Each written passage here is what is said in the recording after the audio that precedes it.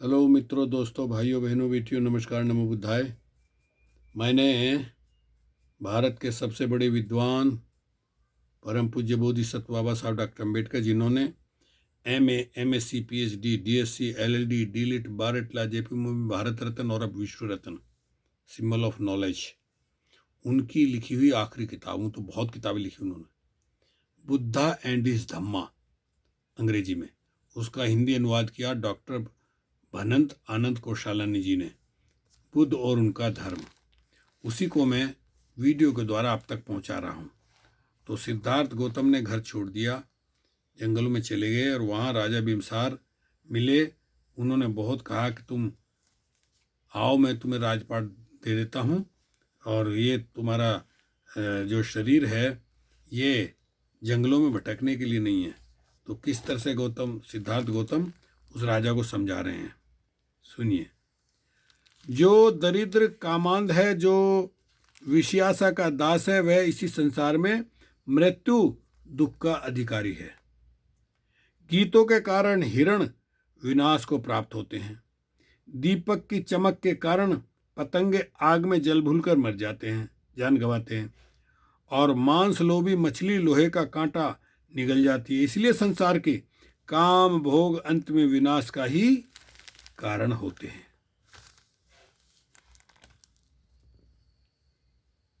यह जो सामान्यतः कहा जाता है कि काम भोग भोगने के लिए है, यदि विचार कर देखा जाए तो उनमें से कोई भी भोग्य पदार्थ नहीं है।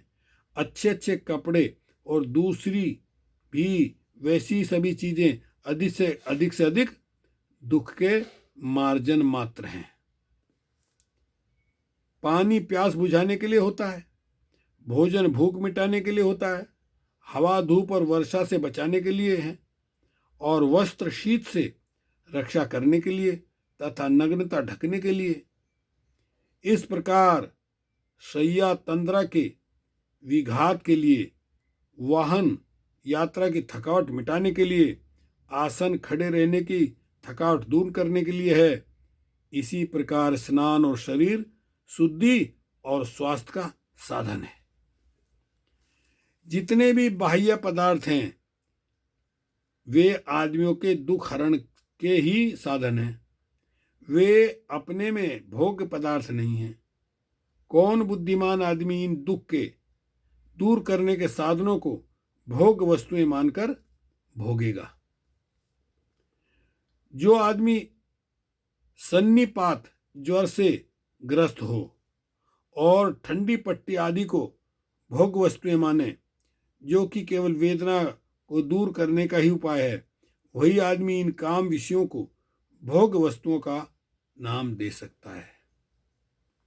क्योंकि सभी काम विषय अनित्य हैं, इसलिए मैं उन्हें भोग विषय मान ही नहीं सकता। जो स्थितियां सुखदायक प्रतीत होती हैं वही दुख कारक भी बन जाती हैं। गर्म वस्त्र और सुगंधित धूप शीत ऋतु में सुख पहुंचाते हैं, किंतु ग्रीष्म ऋतु में वही अप्रिय बन जाते हैं। चंद्रमा की किरणें और चंदन का लेप गर्मी में सुख कारक होते हैं, किंतु वही सर्दी में अप्रिय बन जाते हैं। क्योंकि संसार की सभी वस्तुएं हानि लाभ यश अपयश सुख दुख आदि द्वंद्वों के अधीन हैं, इसलिए कोई भी आदमी न नित्य सुखी रहता है और न कोई भी आदमी नित्य दुखी। जब मैं इस सुख दुख के मिश्रण को देखता हूं तो मैं राज और दासता को समान ही समझता हूं, क्योंकि न तो राजा ही हमेशा रहता है और न ही दास ही हमेशा रोता रहता है। क्योंकि न तो राजा ही हमेशा हंसता रहता है और न ही दास ही हमेशा रोता रहता है। क्योंकि राजा के सिर पर बड़ी जिम्मेदारी होती है, इसलिए राजा की चिंताएं भी अधिक होती हैं। क्योंकि राजा तो कपड़े टांगने के खूंटी के समान होता है, उसे दूसरों के लिए ही कष्ट सहन करना पड़ता है। जो राजा अपने राज्य पर अत्यधिक निर्भर रहता है वह अभागा ही है। जो कि उसे एक न एक दिन त्याग देने वाला है, और किसे वक्र गति ही प्रिय है।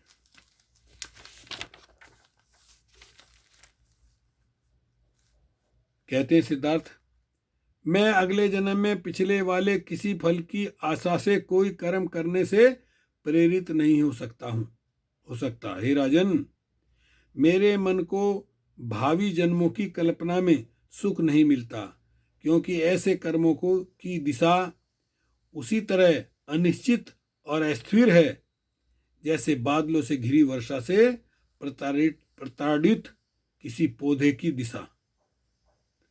राजा ने हाथ जोड़कर कहा, बिना बाधा के आपका उद्देश्य सफल हो। जब भी कभी आपका जीवन उद्देश्य पूरा हो जाए, तब फिर इधर पधारने की कृपा जरूर करना। गौतम को फिर अपने राज्य में आने के लिए वचनबद्ध कर अपने दरबारियों सहित राजा अपने महल को चला गया। तो साथियों, इस तरह से थोड़ा थोड़ा करके हम जो है आपको Buddha and his Dhamma video के द्वारा आपको बताते रहेंगे। ओके, शुक्रिया, धन्यवाद।